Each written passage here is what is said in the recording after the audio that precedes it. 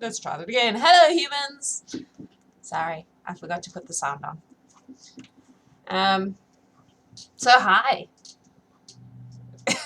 There's an Adam in the background. Oh, wait, didn't point in the right direction. We're both working from home today because I'm coughing and I don't want to infect the world.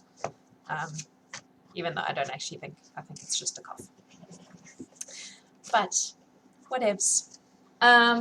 So, the Scarlet Pimpernel. I have never read this book. This is it.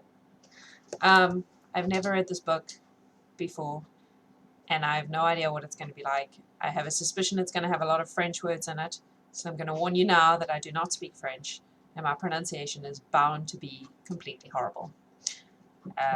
Deal with it, basically. If it was Spanish, I'd probably do better, but I'm pretty sure this book is set in France. So, I may be wrong, of course. Yeah, I mean, chapter 1 is called Paris, September 1792. So we're going to go with France. Yeah. Should we just dive right in, eh? I'm excited. I hope you're excited. Let's give it a go. Here we go. Chapter 1. Paris, September 1792. A surging, seething, murmuring crowd of beings that are human only in name, for to the eye and ear they seem naught but savage creatures, animated by vile passions and by the lust of vengeance and of hate. The hour, some little time before sunset, and the place, the West Barricade, at the very spot where, a decade later, a proud tyrant raised an undying monument to the nation's glory and his own vanity. Hey, Artbeck! Welcome back. This is going to be a delight to read. During the greater part of the day, the guillotine had been kept busy at its ghastly work. All that France had boasted of in the past centuries, of ancient names and blue blood, had paid toll to her desire for liberty and for fraternity. The carnage had only ceased at this late hour of the day, because there were other more interesting sights for the people to witness, a little while before the final closing of the barricades for the night. And so the crowd rushed away from the Place de la Grève, and made for the various barricades in order to watch this interesting and amusing sight.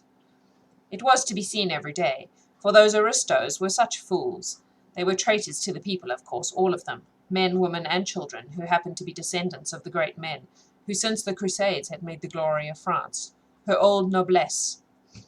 Their ancestors had oppressed the people, had crushed them under the scarlet heels of their dainty buckled shoes, and now the people had become the rulers of France and crushed their former masters. Not beneath their heels, for they went shoeless mostly in those days, but beneath a more effectual weight, the knife of the guillotine.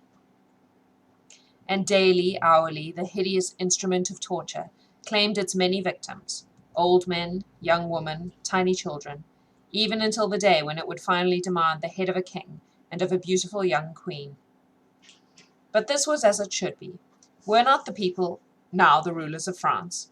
Every aristocrat was a traitor, as his ancestors had been before him. For 200 years now the people had sweated and toiled and starved to keep a lustful court in lavish extravagance.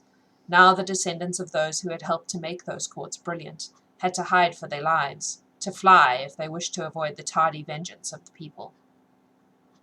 And they did try to hide, and tried to fly. That was just the fun of the whole thing. Every afternoon, before the gates closed and the market carts went out in procession by the various barricades, some fool of an aristo endeavoured to evade the clutches of the Committee of Public Safety. In various disguises, under various pretexts, they tried to slip through the barriers which were so well guarded by citizen soldiers of the Republic. Men in women's clothes, women in male attire, children disguised in beggars' rags. There were some of all sorts, ci-devant counts, marquises, even dukes who wanted to fly from France, reach England or some other equally accursed country, and there try to rouse foreign feeling against the glorious revolution, or to raise an army in order to liberate the wretched prisoners in the Temple who had once called themselves sovereigns of France. But they were nearly always caught at the barricades. Sergeant Bibot, especially at the West Gate, had a wonderful nose for scenting an aristo in the most perfect disguise. Then, of course, the fun began. Bibot would look at his prey as a cat looks upon a mouse, play with him sometimes for quite a quarter of an hour, pretend to be hoodwinked by the disguise, by the wigs and other bits of theatrical make-up which hid the identity of a ci-devant noble, marquis, or count.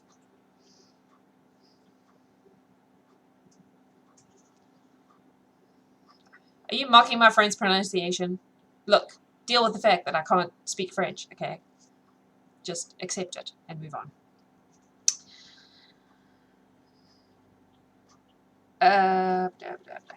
Oh, Bibot had a keen sense of humour, and it was well worth hanging around that west barricade in order to see him catch an aristo in the very act of trying to flee from the vengeance of the people. Sometimes Bibot would let his prey actually out by the gates, allowing him to think for the space of 2 minutes at least that he really had escaped out of Paris, and might even manage to reach the coast of England in safety. But Bibot would let the unfortunate wretch walk about 10 metres towards the open country. Then he would send 2 men after him and bring him back, stripped of his disguise. Oh, that was extremely funny, for as often as not the fugitive would prove to be a woman, some proud marquioness, who looked terribly comical when she found herself in Bibot's clutches after all, and knew that a summary trial would await for her the next day, and after that the fond embrace of Madame la Guillotine. No wonder that on this fine afternoon in September, the crowd around Bibot's gate was eager and excited. The lust of blood grows with its satisfaction. There is no satiety. The crowd had seen 100 noble heads fall beneath the guillotine today.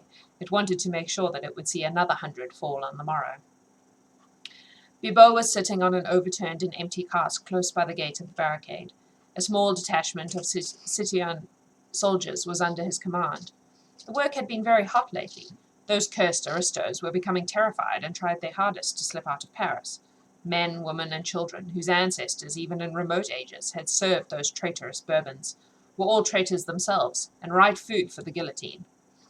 Every day Bibot had had the satisfaction of unmasking some fugitive royalists, and sending them back to be tried by the Committee of Public Safety, presided over by that good patriot, Citoyen Fouquier-Tinville. Robespierre and Danton both had commended Bibot for his zeal, and Bibot was proud of the fact that he, on his own initiative, had sent at least 50 aristos to the guillotine. But today all the sergeants in command at the various barricades had had special orders. Recently, a very great number of aristos had succeeded in escaping out of France, and in reaching England safely. There were curious rumours about these escapes. They had become very frequent and singularly daring. The people's minds were becoming strangely excited about it all. Sergeant Grospierre had been sent to the guillotine for allowing a whole family of aristos to slip out of the North Gate under his very nose. It was asserted that these escapes were organized by a band of Englishmen, whose daring seemed to be unparalleled, and who, from sheer desire to meddle in what did not concern them, spent their spare time in snatching away lawful victims destined for Madame la Guillotine. These rumours soon grew in extravagance. There was no doubt that this band of meddlesome Englishmen did exist. Moreover, they seemed to be under the leadership of a man whose pluck and audacity were almost fabulous. Strange stories were afloat of how he and those aristos whom he rescued became suddenly invisible as they reached the barricades and escaped out of the gates by sheer supernatural agency. No one had seen these mysterious Englishmen. As for their leader, he was never spoken of, save with a superstitious shudder. Citoyen Fouquier-Tinville would in the course of the day receive a scrap of paper from some mysterious source. Sometimes he would find it in the pocket of his coat. At others it would be handed to him by someone in the crowd whilst he was on his way to the sitting of the Committee of Public Safety. The paper always contained a brief notice that the band of meddlesome Englishmen were at work, and it was always signed with the device drawn in red, a little star-shaped flower, which we in England call the Scarlet Pimpernel. Within a few hours of the receipt of this impudent notice, the citoyens of the Committee of Public Safety would hear that so many royalists and aristocrats had succeeded in reaching the coast, and were on their way to England in safety.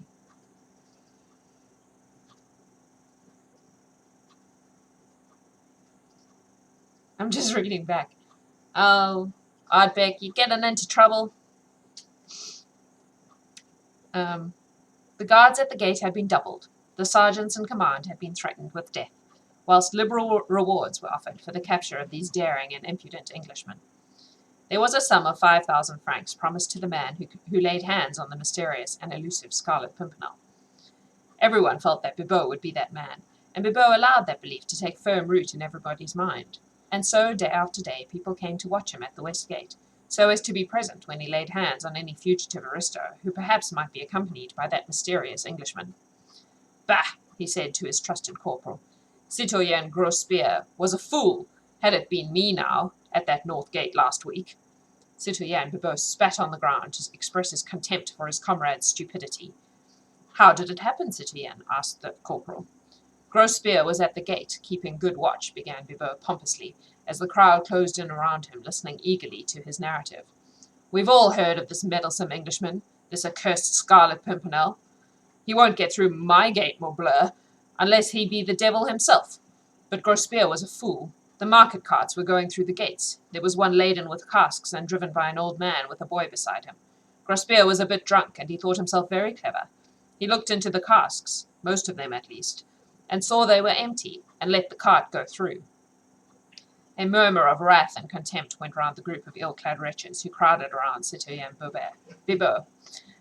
Half an hour later, continued the sergeant, up comes the captain of the guard with a squad of some dozen soldiers with him.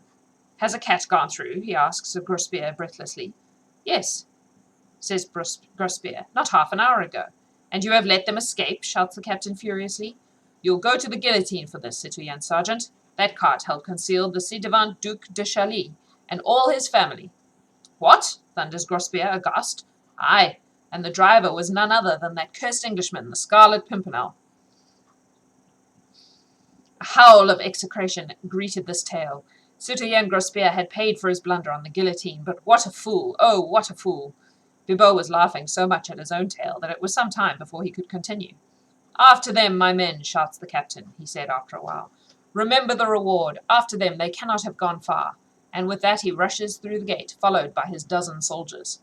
But it was too late, shouted the crowd excitedly. They never got them. Curse that Grospierre for his folly. He deserved his fate. Fancy not examining those casks properly. But these sallies seemed to amuse Citoyen Bibot exceedingly. He laughed until his sides ached and the tears streamed down his cheeks. Nay, nay, he said at last. Those aristos weren't in the cart. The driver was not the Scarlet Pimpernel. What? No, the captain of the guard was that damned Englishman in disguise, and every one of his soldiers aristos. The crowd this time said nothing. The story certainly savoured of the supernatural, and though the Republic had abolished God, it had not quite succeeded in killing the fear of the supernatural in the hearts of the people. Truly, that Englishman must be the devil himself. The sun was sinking low down in the west. Bibot prepared himself to close the gates. En avant the carts, he said. Some dozen covered carts were drawn up in a row, ready to leave town, in order to fetch the produce from the country close by, for market the next morning. They were mostly well known to Bibot, as they went through his gate twice every day on their way to and from the town. He spoke to one or two of their drivers, mostly women, and was at great pains to examine the inside of the carts. You never know, he would say, and I'm not going to be caught like that fool Grospierre. The women who drove the carts usually spent their day on the Place de la Grève, beneath the platform of the guillotine, knitting and gossiping whilst they watched the rows of tumbrils arriving with the victims the reign of terror claimed every day. It was great fun to see the aristos arriving for the reception of Madame la Guillotine, and the places close by the platform were very much sought after. Bibot, during the day, had been on duty on the place. He recognized most of the old hats, tricoteses, as they were called. That sounded way more Spanish than French, sorry. Who sat there and knitted, whilst head after head fell beneath the knife, and they themselves got quite bespattered with the blood of those cursed aristos. Heh, la mère, said Bibot to one of those horrible hags. What have you got there? He had seen her earlier in the day, with her knitting and the whip of her cart close beside her. Now she had fastened a row of curly locks to the whip handle, all colours from gold to silver, fair to dark, and she stroked them with her huge bonny fingers as she laughed at Bibot. I made friends with Madame Guillotine's lover, she said with a coarse laugh. He cut these off for me from the heads as they rolled down. He has promised me some more tomorrow, but I don't know if I shall be at my usual place. Ah, how is that, la mère? Said Bibot, who, hardened soldier that he was, could not help shuddering at the awful loathsomeness of the semblance of a woman, with her ghastly trophy on the handle of her whip. My grandson has got the smallpox, she said, with a jerk of her thumb towards the inside of her cart. Some say it's the plague. If it is, I shan't be allowed to come into Paris tomorrow. At the first mention of the word smallpox, Bibot had stepped hastily backwards, and when the old hag spoke of the plague, he retreated from her as fast as he could. "Curse you," he muttered, whilst the whole crowd hastily avoided the cart, leaving it standing all alone in the midst of the place. The old hag laughed. "Curse you, citoyen, for being a coward," she said. "Pah! What a man to be afraid of sickness! Morbleu, the plague!" Everyone was awestruck and silent, filled with horror for the loathsome malady, the one which still had the power to arouse terror and disgust in these savage, brutalized creatures. "Get out with you and with your plague-stricken brood," shouted Bibot hoarsely. And with another rough laugh and coarse jest, the old hag whipped up her lean nag and drove her cart out of the gate. This incident had spoilt the afternoon. The people were terrified of these two horrible curses, the two maladies which nothing could cure, and which were the precursors of an awful and lonely death. They hung about the barricades, silent and sullen for a while, eyeing one another suspiciously, avoiding each other as if by instinct, lest the plague lurked already in their midst. Presently, as in the case of Grospierre, a captain of the guard appeared suddenly, but he was known to Bibot, and there was no fear of his turning out to be a sly Englishman in disguise. "A cart!" he shouted breathlessly, even before he had reached the gates. "What cart?" asked Bibot roughly. "Driven by an old hag, a covered cart." "There were a dozen. An old hag who said her son had the plague." "Yes. You have not let them go." "Morbleu," said Bibot, whose purple cheeks had suddenly become white with fear. "The cart contained the ci-devant Comtesse de Tournay and her 2 children, all of them traitors and condemned to death." "And their driver?" muttered Bibot, as a superstitious shudder ran down his spine. "Sacre tonnerre," said the captain, "but it is feared that it was that accursed Englishman himself, the Scarlet Pimpernel." That's the end of chapter 1. Okay. I'm going to go back and read all the things you guys wrote while I was reading. Please refrain from spamming caps. Told off by Streamlabs.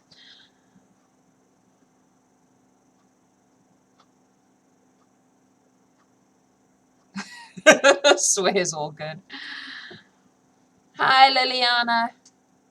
Liliana Catriona. That's an excellent name.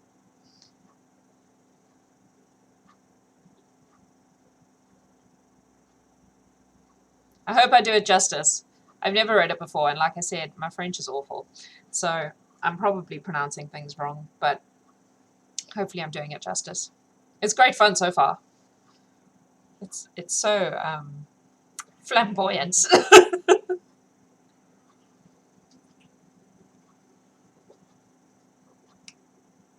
100% pronouncing things wrong? Damn right. Or 100% doing it justice. Why not both?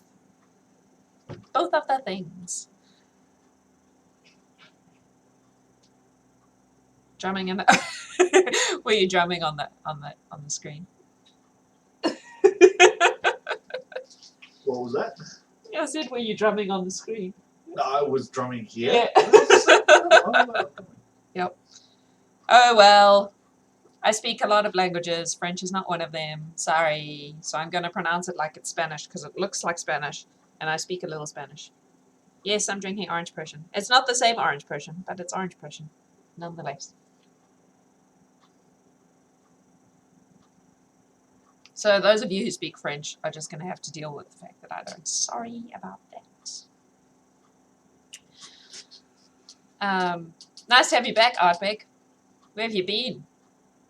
Have you been off doing like important life stuff, like being a dad and running a business, instead of listening to me where you should be, making brisket? Overreactive quarantine. Yeah, we're in overreactive quarantine too. But I overreacted myself. Yeah, because I am coughing and I don't want to be judged by everyone at work, so I work from home. And I can work from home, so why not, right? I'm good with that. The introvert in me is quite happy with the idea, I'm not going to lie.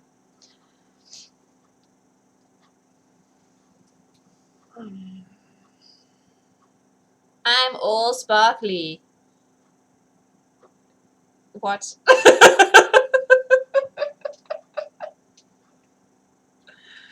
Got a minor head cold and everyone lost their minds. Yeah, well, You can highlight the message with channel points. yes. It's not really sparkly, though. Well, close. It's just extremely purple.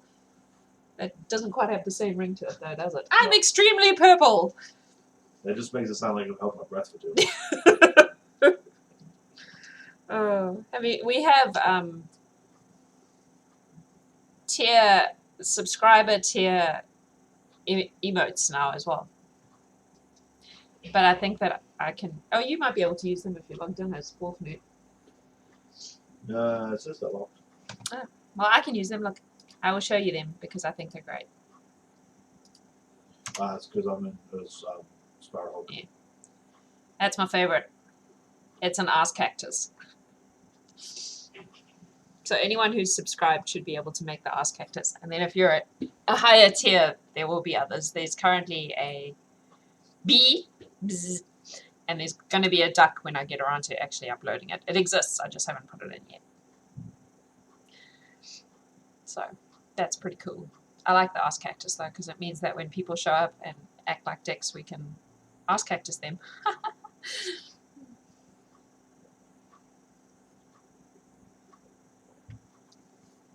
No Pedicious today. I don't know where he is. Stuck at school, maybe. Well, I read you a chapter. I am going to go and do other things now. But I'll be back tomorrow and every day after that, that is a weekday, to read the rest. And once we finish this one, well, when we get to like probably about halfway through, we'll vote for the next one so that I can actually get it from Book Depository if there's one that I don't already have. Ooh! Oh, those pestilly ones. Yep.